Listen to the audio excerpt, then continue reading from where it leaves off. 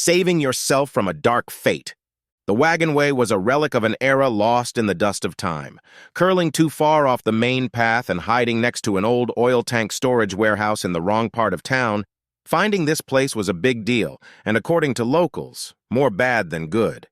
The Western-themed bar was certainly not out of place in Wyoming, but was said to be old, back when the last wagons were passing through on their way to the Oregon coast. At that time, little was done to improve the interior of the bar, or the exterior for that matter. The booze was terrible but cheap, and the lighting was subdued and soothing. The regulars were quiet, mostly refinery workers looking to unwind after a hellish shift processing ore into metal. The men kept to themselves, and the few women who came in regularly were even tougher than the men. Occasionally a fool would wander into the bar and cause trouble, but if they persisted in their behavior, they discovered just how tough the locals were. None of them ever came in again. Attached to the middle of one of the walls was a jukebox. It somehow played continuously in the background without requiring coins, but none of the songs were fun. The music was strictly Western style. Slow ballads about love, lost, and found, mostly the former, and there was plenty of it. If you looked at the establishment from the entrance, there were booths along the right side wall, a few tables right in front of the front door, and an ancient and shabby bar stretching along the entire wall to the left. The passageway to the restrooms was at the far end of the bar, and there was a jukebox directly across from the entrance. So far, the jukebox had been woefully underutilized, and no one could recall the dance floor, which held maybe 4 couples, actually seeing that many people dancing at the same time.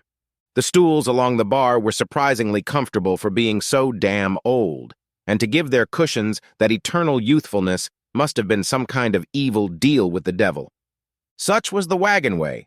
Old, worn, and unchanged, just the way they loved it. It was late Thursday night when a beam of perfect moonlight burst into the bar and illuminated a half-dozen or so souls drowning their tired livers in disgusting alcohol. She was definitely not a local, as her flawless pale skin was untouched by the abuse this part of town subjected its inhabitants to. This place left its mark with its toxic soil, the fumes spewed by the local factories, and the unconverted heat from the refinery. But not on her. A visitor from elsewhere was also given away by her attire. Nowhere was there a speck of dirt, grease, nicotine, or burned threads from being too close to the steel furnaces. Her white cowboy hat must have been brand new, for the headdress almost glowed in the dim lighting of the bar. A beautiful badge of feathers and gemstones flanked the front of her torso. The woman's icy blue cropped top with open shoulders had puffy sleeves and showed off a great deal of smooth skin over the bulges of her perfect breasts, leaving her flat stomach exposed. Another distraction was the sparkling but subtle jewelry dangling from her exposed navel.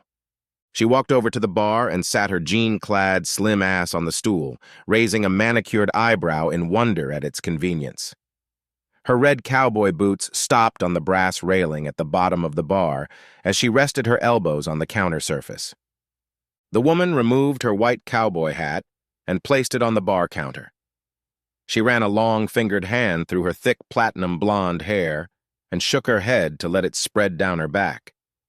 When her hands rested on the surface of the counter again, the light reflected on her silver nails. It added sparkle to her already attractive outfit. The gruff bartender approached cautiously, but never got rid of the frown frozen on his face. Distinction was dangerous, so distinction was not welcome. "Could I have a glass of white wine, please?" the woman asked warningly, her voice soft, even and strong. It was the voice of a woman used to getting what she wanted. "Wine?" The man started to bristle, but stopped abruptly when the big man sitting 2 chairs away from him nodded once. With a nervous glance at the silent customer, the bartender stepped away and soon returned with a clear glass of white wine. $5, the bartender muttered. The woman glanced at the only other customer sitting at the bar, but he didn't offer to pay for her drink, so she pulled a bill from the packet in her pocket and handed it to the bartender. He took it and stepped away. She brought the glass to her lips to take a sip. Her pale blue eyes widened slightly when the wine was surprisingly good. It was completely unexpected. She looked around the bar and saw several eyes looking in her direction with interest, but no one made an attempt to approach. Perhaps it was because of her only companion at the bar. Her attention returned to him. He was sitting 2 stools to her right, holding a glass of whiskey in his hand and scrutinizing himself in the mirror behind the bar. In profile, she saw that he was handsome, maybe a little too handsome to fit in with this crowd. His pitch-black hair was slightly mussed and looked like it needed a trim, or at least combed properly. She thought maybe he'd run his fingers roughly through it. His high cheekbones, strong jaw with dark 6 o'clock stubble, intriguing lips, and dark eyes made her want to see more. He sat almost perfectly still, like an exact replica of a man cast in steel from the local refinery. His body seemed strong and muscular, but most of his torso was hidden by a black and blue and gold plaid shirt. On the other hand, his worn jeans were as tight as hers, but that was mostly because of the size of his powerful leg muscles. On his big feet were worn black steel-toed work boots. A black cowboy hat rested on the bar counter on his right side. Looking around the bar one more time, she decided he was the one. When she focused on him, she saw the fingers of his right hand slowly twisting the wedding ring he wore on his left hand. Is he married? Her eyes rose from his fingers to his face, and she was surprised again. When he lowered his gaze to his temples, she caught it and sighed softly, the pain in his eyes making her wince. "Hey, are you okay?" she blurted out quietly. Brown eyes, so dark they could have been black, stopped on her for a moment. She could have sworn she felt his intense gaze on her skin. He looked into his glass again and nodded, then tipped the amber liquid and tapped the rim to repeat. She looked at his hands and saw scars, burns, and calluses. His hands had seen a lot of hard manual labor and pain. She watched the bartender pour his customer another, but he never once lifted his eyes from the surface of the bar counter. Soon he was backed into a corner, pretending to be invisible. Obviously, he wasn't the type to tell his problems to. She looked at the big man again. It seemed inconceivable that anyone could hurt him, but the pain in his eyes was visible to all. She glanced at the bartender. That is, the ones who were brave enough to look. Taking her hat and drink, she moved to the stool next to the man. He gave her another glance, but otherwise didn't mind. I find that the best way to deal with something that's bothering you is to talk about it with a sympathetic listener. I'm willing to listen to you, she offered. He took another look at her. What if I don't want to talk? She watched his face and sensed that he needed to. If he didn't shut down, he could do something dangerous to himself, or worse, to others. I'll start then. I'll just introduce myself. I'm Belle, she said, turning on the stool to face him and extending her beautifully manicured, smooth hand. He looked as if he was about to object, but found he couldn't, or at least didn't want to be rude. He cautiously looked at the mirror finish of her shiny nails, then gently squeezed the proffered hand in his large fist. Cole, she smiled at him. You look sad, Cole. It's not against the law, he muttered and went back to his glass. She watched him for a moment, and then leaned a little closer and saw the way his eyes looked at her. So she had his attention after all. Do you like being sad? His face turned toward her, wearing an expression of confusion mixed with anger.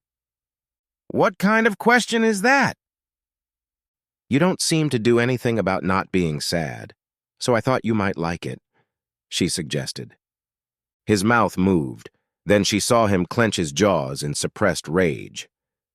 Finally, a shiver ran through his body. Belle noticed that the bartender was no longer at his post. Glancing around the tables, she saw that some of the other customers had quickly left as well.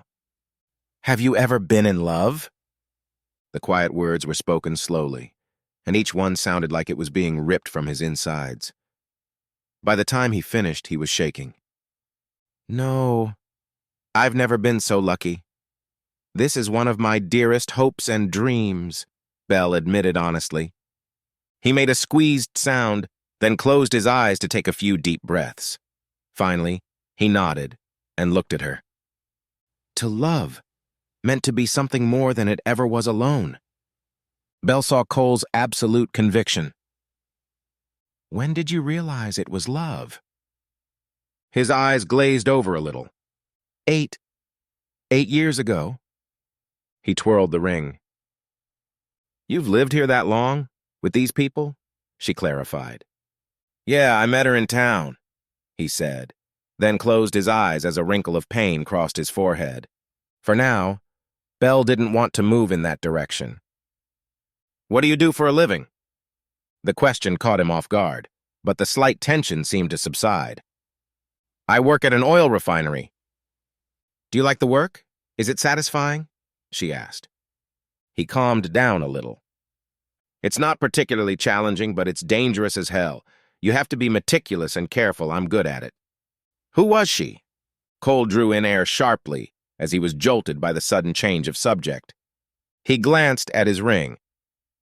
Lorraine, my wife. Worked at the refinery too? Belle asked, and heard Cole exhale, releasing the tension. No, she worked at a bank in town. Belle reached out, took his left hand in hers, and ran her thumb over the ring on his finger. Cole seemed to have trouble breathing as she held his hand. You were married for 8 years. 7. Cole exhaled. Belle met his gaze and nodded. It was time. What happened? His voice failed him at first. He couldn't take his eyes off Belle's beautiful pale blue eyes full of compassion. His chest ached. He didn't want to talk about it. He wanted to keep this woman from dissecting him like that. But he also didn't want to stop. Her hand held his hand on the bar. He stared at her as she gently squeezed his large paw. She was cheating, slept with her boss, for a year, sometimes in our bed. Last week they ran off together. She left a note. Cole squeezed out. What are you going to do besides drink? Belle asked quietly. Cole growled at her. Suddenly, a terrifying violence exploded in his mind, desperate to burst out and tear, crush, and destroy everything. Perhaps it would have broken free, but Cole's control over his body was absolute. The monstrous, insatiable savagery never got beyond his eyes. Belle watched the terrifying madness and rage trying to burst outward, and her pale skin took on a sickly tinge. When Belle squeezed his hand tighter, Cole felt his sanity return to him. Then he saw the tension in her eyes, and he felt sick to his stomach. What am I going to do? He asked quietly, pulling his hand out from under Belle's arm and reaching for his whiskey. He pushed it back, and there was sadness in his eyes again. There's nothing I can do, or I risk losing everything. He saw Belle trying to think of something to say and sighed. The pain in my heart gnaws at me, but it also reminds me I experienced love once. I won't lose it for anyone. They were silent for a moment, and Belle took a sip of wine to wash the sour taste of fear from her lips. She heard the music change and reached for Cole's hand again. He looked at her cautiously. Please, she asked softly. He let her pull herself off the stool and lead her to the dance floor. Once there, she turned to face him. He was only a few centimeters taller than her, so she put her arms around his shoulders, crossed her wrists behind his head, then nuzzled her face into his neck and pressed her whole body against him. She felt his arms slowly wrap around her back, and they began to sway slowly to the beat of the music. Cole held the beautiful woman in his arms and felt his senses overflow. The delicate scent of her shampoo teased his nose, as did the warm honey scent of her body. Belle felt so soft yet tangible in his arms. He realized he hadn't hugged anyone like that in a long time. Lorraine had been estranged from him for months, and he hadn't realized the reason why. Only now, with the woman pressed so intimately against him, did he realize how long he'd been without her. They embraced each other, moving slowly to the beat of the music, and remained in that position for the next 3 songs. Belle felt Cole's muscles tingle and hugged him a little tighter. He responded, finally relaxing his hands on her back, continuing to squeeze her. She sighed, feeling those strong fingers squeezing the muscles of her back. He smelled of fire and iron with a warm, masculine spice beneath those odors. When his neck touched her lips, Cole awed, and his hand slid down her back. She slowly traced a path of kisses up his neck to his ear, where she gently bit his earlobe. You feel wonderful in my arms, Cole. I won't break. You can hold me tighter, she whispered with a huff. Cole's arms responded by kneading her muscles, one hand traveling up to her shoulder blades, the other down to the bare skin just above her ass. She cooed in his ear. She loved the feel of his hands on her body. Her breasts were pressed against his hard muscles, and it made her tingle. When his hand moved closer to her ass, she drew in air sharply and pressed her lips firmly against his neck, feeling the steady beat of his pulse. Something else pulsed beside her, and that was even more pleasurable. As they moved slowly across the dance floor, swaying to the beat of the music, a delicious warmth began to emanate from their touch. Cole's heart was racing, and his mind was tortured by images of Lorraine in bed with another man while he was in Belle's arms. Sensing his growing unease, Belle pulled away to look him in the eye. "Hey, cowboy, what's wrong?" "Yeah, I can't. It's been so long ago. She started it." "Shh." Belle cupped her soft hands around his face and felt him shiver. "You're here, and so am I. What happened before doesn't matter, and it doesn't affect what we do tonight. I want to be with you, as I think you look really beautiful. I think you've been unhappy for too long. Let me touch you for a little while." His lips lowered to touch her lips, softly, like snow falling on a flower. He pulled away and saw that she was still in his arms, pressed against his body, not a figment of his imagination. She pulled his face to hers, and he gave in to her desire. The kiss was tender, her lips exquisitely soft, and caressed his mouth with the promise of warmth. Cole fought the urge to possess her right here on the dance floor. His need for physical connection with another being was so strong it was almost blinding. His hand slid lower to cup her ass while his other slid under her top to feel the skin between her shoulder blades. Belle moaned with desire as her nerves were pierced by the lightning from his grip on her ass. He was so damn strong. Her need for him flared, and she slid her tongue into his mouth and her hands slid into his hair, trying to control their kiss. It was no use. His hunger for her was taking her into bliss. A stool fell, whose occupant landed on the floor with a heavy thud, tearing Cole away from the kiss. His eyes, focused on Belle's face before him, pulled back and flushed with desire, eyes half closed and her dark red lips still ajar from their kiss. The pink tip of her tongue darted out to touch her plump lower lip, and he felt the need to stroke it with his own tongue. He looked back and saw the embarrassed drunk rising to his feet. He looked at Belle again. We need to find a better place to continue. You want to continue at your place, she blurted out quietly, backing away from him. He gave her a brief nod, and they walked back to the bar to retrieve their hats. The bartender returned, smiled briefly at them, and nodded, which seemed so uncharacteristic that they paused before nodding back and heading for the door. Once outside, Cole took a deep breath of the night air, the noise of the factories dwindling at night. "In your car?" he asked. "I got a ride here. Can we use yours?" He nodded and pointed to a black 1975 Ford F-150. He opened the driver's door and sat her in the seat. She slid forward until he had room to sit down. He started the SUV and drove it out of the parking lot, down an alley, and onto the main road. Belle put her hat on the seat beside her, then took his right hand off the steering wheel and snuggled into his side. She slid her left hand down his right leg and squeezed it, then looked up at him and saw the fire flash in his eyes. It was a 15-minute drive to a small one-story house on a county road north of town. Belle could only see part of it in the headlights until the motion detector caught the truck and the light came on, illuminating the covered front porch the full width of the house. It looked warm and inviting, with 2 rocking chairs waiting for saddlers at one end and a swing at the other. Cole parked the SUV and slid out his door, holding out his hand to help her out of the car. She took his hand and slid to the edge of the seat, holding her hat in her other hand. As quickly as he could, he grabbed her hips to pull her out of the truck.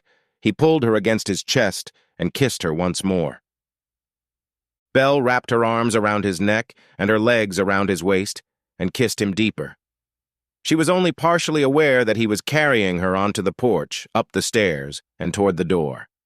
When he dropped his keys, she had to break the kiss, and she grinned at his disappointed groan. Cole set her on her feet again, then picked up the keys to unlock the door. He pushed the door open and reached to turn on the light before leaning back and gesturing for her to come in. She grinned as she stepped inside and smiled when she saw that it was an open-plan cottage. There were double doors in the center of the opposite wall, leading to what she assumed was a bedroom annex. To the right of them was another door, which she saw led to the bathroom. The right wall of the cottage was occupied by the kitchen, then the dining room in front of it, and the living room with the fireplace to her left. Everything was visible from the front door, except for what was behind the double doors. She saw Cole sitting on the bench by the front door, taking off his shoes, and smiled at him, pulling the nearest chair away from the dining table and sitting on it facing Cole. As soon as he took off his second shoe, she lifted one of her red cowboy boots for him to take it off her. He smiled at her cocky grin and grabbed her foot and the boot before removing it with a light tug. He placed it next to his work boots and looked up to see her lifting her other foot. He pulled off that boot as well, then stood up. Belle stood up and turned the chair back to its original place. She turned to face him and found herself in his arms again. His kiss was demanding and passionate and took her breath away. She pressed herself against him and moaned softly, and her body quickly began to tingle from the pressure of his hard muscles against her softer body. Suddenly, he pulled away and brought his sleeve up to his nose and looked up into her face. Cole kept his eyes on her while her mind returned to her. When he saw she was here again, he gently touched her cheek. "You won't mind if I take a shower before we do anything else? I smell like a blast furnace." She nodded, still in a slight daze. "Make yourself at home. I won't be long," he said. When she nodded to him, he walked through the double doors, and she saw that she had guessed right. It was a bedroom with a double bed. Belle entered the bedroom and tossed her hat on the table next to the bed. She noticed that there were no personal photos in the room, so she went out into the living room and noticed one on the table by the couch and two on the bookcase against the wall. She looked closer and saw a smiling Cole with a red-haired girl in his arms. The woman was obviously taking selfies. The other two photos were the same. Apparently, the photographer in the family was Lorraine. She noticed another photo hanging on the wall next to the fireplace. As she got closer, she saw that it was a group photo of bank employees. To the right of the group, standing next to Lorraine, was the only man in the picture, who was probably the boss, the man she had left Cole for. Belle frowned because she would never have chosen that donut over the man of steel showering in the next room. Speaking of the date, she moved to the bedroom and prepared for his arrival. Emerging from the bathroom with a towel wrapped around his waist, Cole stopped, finding the most beautiful woman he'd ever seen reclining on her bed on her elbows. She was under the top sheet that stretched and clothed her, crossing her breasts. "Are you fresh and clean now?" she asked in a passionate voice. "Yes," he exhaled, while his eyes sank into her. Feeling incredibly desirable, she surreptitiously pulled the top sheet off her breasts, lowering it to her stomach. Her breasts were now exposed to Cole. "Oh," he exclaimed quietly, and she giggled at his sincere reaction. She was really enjoying his innocence. The thought made her remember the frightening moment at the bar, but she pushed the thought away.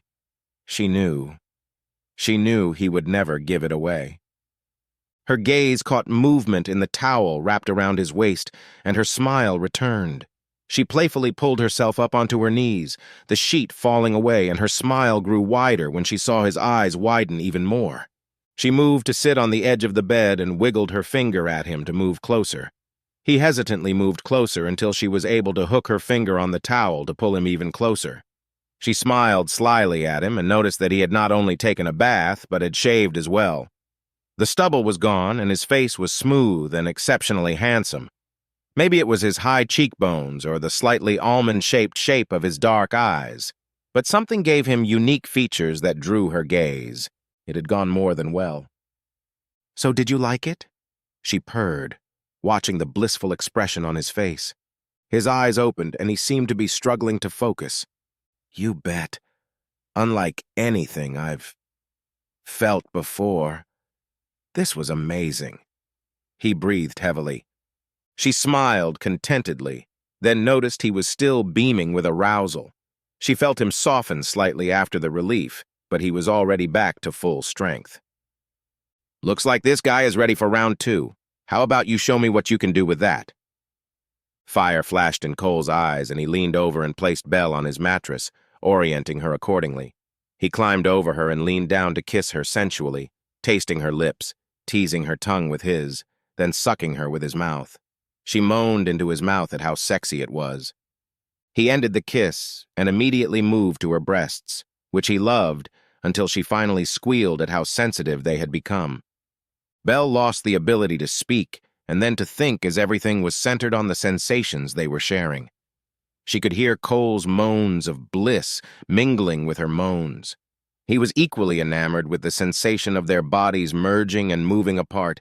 She needed more, pulling and pushing his hard muscles to get him to speed up, and this time he did. That's when she started to scream. It felt so damn good. They lay there, catching their breath, Cole easing the pressure of his body against her a little, leaning his knees and elbows on her, but continuing to press her against the mattress beneath him. She felt safe, and that only added to her bliss. She felt him fall inside her, but he stayed there, savoring their connection. When he pulled back his face to look at her with wonder in his eyes, she felt another wave of pleasure wash over her. She raised her head to gently bite his lower lip. He raised an eyebrow, looking at her as her head fell back onto the bed. She smiled up at him. "Are you trying to push me through the mattress?" The expression on his face immediately became remorseful. "I didn't hurt you, did I? It's been so long. No, I didn't mean to make it sound like I was complaining. It's been wonderful. Just, very enthusiastic," she said and giggled. For a moment there was a look of bliss on Cole's face. "Stop laughing! I can feel the squeeze of some sensitive part." Belle's smile grew even wider. "I've never brought myself to the pleasure of laughter before." She giggled again, and then moaned herself as Cole's period of insensitivity ended, and he began to tense up again in waves. "Looks like two can play this game." Cole grinned as he saw the look of bliss on Belle's face. The frantic need was gone, and this time both enjoyed a much more relaxed pace. The build-up was slow, and they kissed slowly, lingering on their shared pleasure. When they finally reached their peaks, the euphoria lasted longer and faded more slowly. His eyelids were drooping from fatigue, but he tried his best to stay awake for Belle's sake. He felt the bed shift as Belle rolled over on her side, facing him, and rested her head on his palm, looking up at his sleepy face. She smiled and was pleased to see that he returned the smile. His face was no longer dominated by the pain of loss, at least not in this moment of pleasure. She reached out and cupped her palm around his cheek, feeling him relax further, his eyelids slowly closing but his smile remaining. "Sleep, my sweet lover," she sighed, caressing his face. As his breathing became deep and slow, Belle reached into her hat and removed 2 light blue gems from her badge. She gently placed them against his temples, where they remained when she removed her fingers. She smiled at his sweet innocence. "Sleep and forget." In the wee hours of the morning, Belle stood, shivering, on the side of the highway in front of a pretty cottage, cursing to herself. Her car was running late. When finally a black SUV pulled silently out from around the corner with its headlights off, she breathed a sigh of relief. It slowed and stopped quickly, and she noticed its damaged grille before she jumped into the rear passenger door, closing it quietly, and then they were on their way again. "Why are you late?" she asked sharply, shifting her gaze from the driver to the navigator, his passenger on the right, and another passenger assistant sitting next to her. 3 miles back, Bryn was hit by a large herbivore. "We had to stop to assess the damage," the navigator blurted out, as the driver threw him an angry look. "Yeah, you should have been watching out for road hazards too, Tark," grumbled the driver. "That's enough. You killed Wild Darkin, didn't you? Tell me he's dead." The deputy sitting next to her bellowed at her in fear. Belle dug the deadly sharp tips of her silver nails through the fabric of his pants into the soft tissue between his legs. His screams of agony quickly died down as he lost consciousness. He wasn't dead, and he wouldn't die from the wounds she inflicted, but neither would he dilute their gene pool with his inferior qualities. She wiped her fingers on the deputy's pant leg. The driver and navigator were silent, but she could smell their fear. Vile Darkin had been neutralized. He had become a native. The driver obviously felt emboldened by the fact that he was immune from immediate physical punishment while driving. They are experts at blending in with the native population while they wait for activation. When you say he became an aboriginal, the pale blue eyes stopped at the driver's neck, and his hand unconsciously touched the spot, and his panicky odor intensified. She looked away. I wasn't talking about physical nature. It also has to do with human emotions and values. What? Both front seat passengers blurted out in unison. The SUV shook before the driver took control again. I didn't quite understand how it started, but he fell in love. This was met with stunned silence. For Vile Darkin to feel any emotion other than rage, it seems impossible, the navigator exhaled in surprise. Belle remembered the touches and kisses of her target last night and allowed herself a sweet smile as she sat in the privacy of the back seat. She would also keep the fact that she had conceived a child with Cole a secret. After this mission, she would be taking a vacation, so would go home and most likely retire since she had earned it with this mission.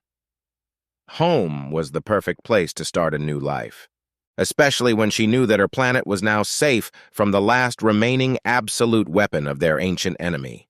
However, she was not yet free to leave right now. There was one more task she had to take care of before they left Earth. Before the mission is complete, we will take 2 of the locals with us, she said, the tip of her fingernail drawing a line on the glass above the group photo she had taken in the cottage. The line surrounded Lorraine and her chubby lover. She handed it to the navigator, who studied the image of the 2 people. Why do we need these 2 natives? He asked. Insurance against rage. The 2 in front fell silent as goosebumps ran down their backs. A few moments later, the driver felt bold again. What are we going to do with them?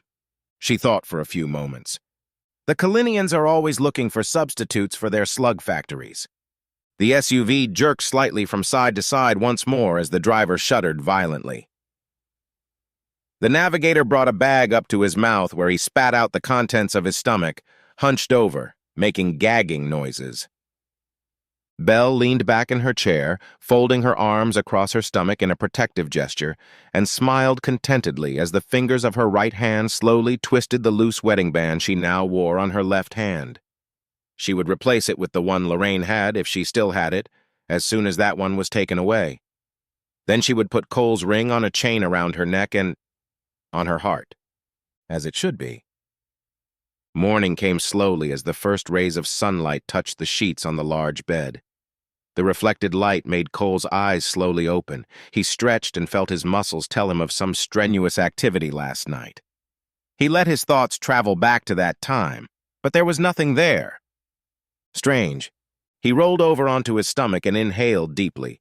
His scent was present, so he ignored it, but there was another scent that made him throb, warm honey and female arousal. So he was having an affair with a delicious-smelling woman. Once again, he let his thoughts go back to last night and nothing. Very strange. It was at that moment that he realized he felt good, really good, actually. He realized that for whatever reason, he felt much better today than he had in a while. The heaviness was gone. Something that had been pulling his heart down into the darkness was no longer there. He tried to remember what it was, but he felt so good right now that he didn't want to risk discovering the source of the pain. Grinning to himself, he rolled over onto his back and stretched his arms out in front of him, letting the sunlight play on their scarred surface. Something caught his attention. He brought his left hand closer to his face and saw that there was a small strip of skin on his ring finger, erased to smoothness. But he didn't wear a ring. Still, it felt good. That seemed to matter most. He went into the bathroom and took a shower to clean himself up. He pulled on his big terry-cloth robe and walked out of the bedroom to stand at the kitchen island. He smiled and stretched again. Coffee. He walked over to the kitchen table and brewed a small pot of coffee, and when it was ready, he poured himself a mug and carried it out onto the porch. He sat down in one of the rocking chairs and looked thoughtfully at the other, sipping the hot and bitter beverage. Mentally, he went back to remember who might have been sitting in that chair next to him, but there was nothing there. That didn't mean he didn't remember anything. As he stepped further back, actually not that far back, there was a stirring of emotion. And the farther back he went, the stronger the emotion became, until it filled his entire being. It was glorious.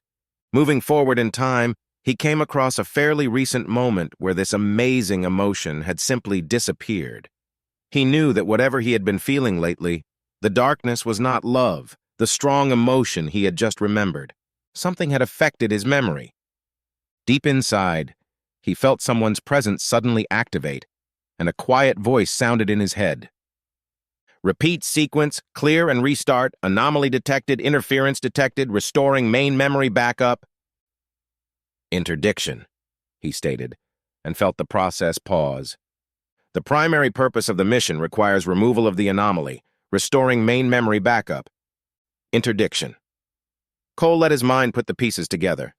He stood up and walked back to the cottage, glanced around the room and noticed gaps in the knickknacks on the bookshelves and bedside tables, but couldn't remember what was missing.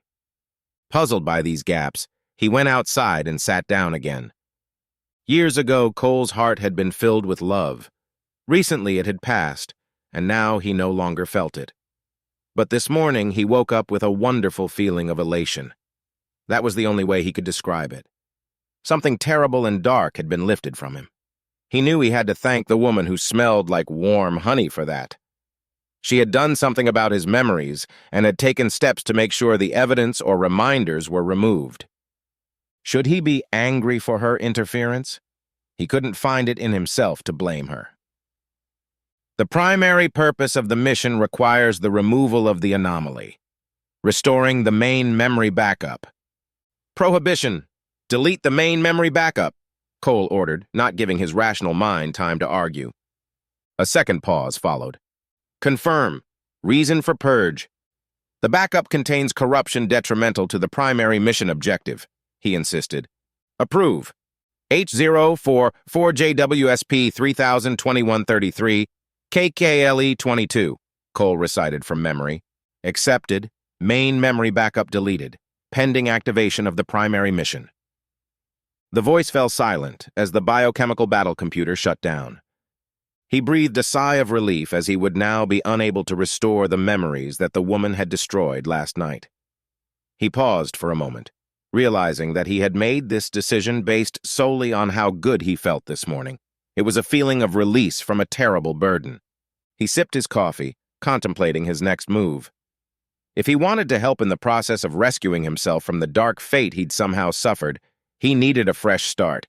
His SUV was parked in the driveway and the road was right behind him. Regardless of what that inner voice was saying, Cole knew he had a new core mission. He had felt it years ago, and he needed to feel it again. Cole would find his love again. She was out there somewhere. He just needed to go and find her. The end.